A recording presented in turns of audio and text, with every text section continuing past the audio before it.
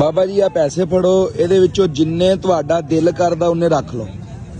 ਇਹ ਮੇਰੀ ਜੇਬ 'ਚ ਜਿੰਨੇ ਪੈਸੇ ਸੀਗੇ ਉਹਨੇ ਆ, ਇਹਦੇ 'ਚੋਂ ਜਿੰਨੇ ਤੁਹਾਡਾ ਦਿਲ ਕਰਦਾ ਰੱਖ ਲਓ। ਜਿਹਦੇ ਨਾਲ ਤੁਹਾਡਾ ਅੱਜ ਦਾ ਕੱਲ ਦਾ 2 3 4 ਦਿਨ ਦਾ ਸਰਕਟ ਚੱਲ ਜਾਵੇ, ਹੋਰ ਰੱਖਣੇ ਤਾਂ ਭਾਵੇਂ ਹੋਰ ਰੱਖ ਲਓ। ਹੈ ਸਰ ਜੇਗਾ ਇੰਨੇ ਨਾਲ ਹੋ ਗਏ ਆ। ਹੋਰ ਬਾਅਦ ਚਲੋ ਜਿੱਦਣ ਇਹ ਮੁੱਕ ਜਾਣ ਹੱਕ ਨਾਲ, ਠੀਕ ਆ, ਪੂਰੇ ਹੱਕ ਨਾਲ ਆ ਕੇ ਹੋਰ ਲੈ ਜਾਣੇ ਜਿੰਨੇ ਚਾਹੀਦੇ ਹੋਣ। ਮੈਂ ਤੁਹਾਨੂੰ ਪੁੱਛ ਕੇ ਨਹੀਂ ਦੱਸਣੇ ਤੁਹਾਨੂੰ ਜਿੰਨੇ ਚਾਹੀਦੇ ਆ। ਤੁਹਾਨੂੰ 1000 ਚਾਹੀਦਾ, 10,000 ਚਾਹੀਦਾ, ਲੱਖ ਚਾਹੀਦਾ, ਤੁਸੀਂ ਮੈਨੂੰ ਕਹਿਣਾ ਪੁੱਤਰ ਮੈਨੂੰ ਇੰਨੇ ਚਾਹੀਦੇ, ਮੈਨੂੰ ਆਹ ਮੁਸੀਬਤ ਆ ਪਰੇਸ਼ਾਨੀ ਆ, ਠੀਕ ਆ। ਅੱਲਾਹ ਤਾਲਾ ਜਿਹੜਾ ਤੁਹਾਡੇ ਤੇ ਪਰੇਸ਼ਾਨੀ ਆਈ ਹੈ ਅੱਲਾਹ ਤਾਲਾ ਦੂਰ ਕਰੇਗਾ।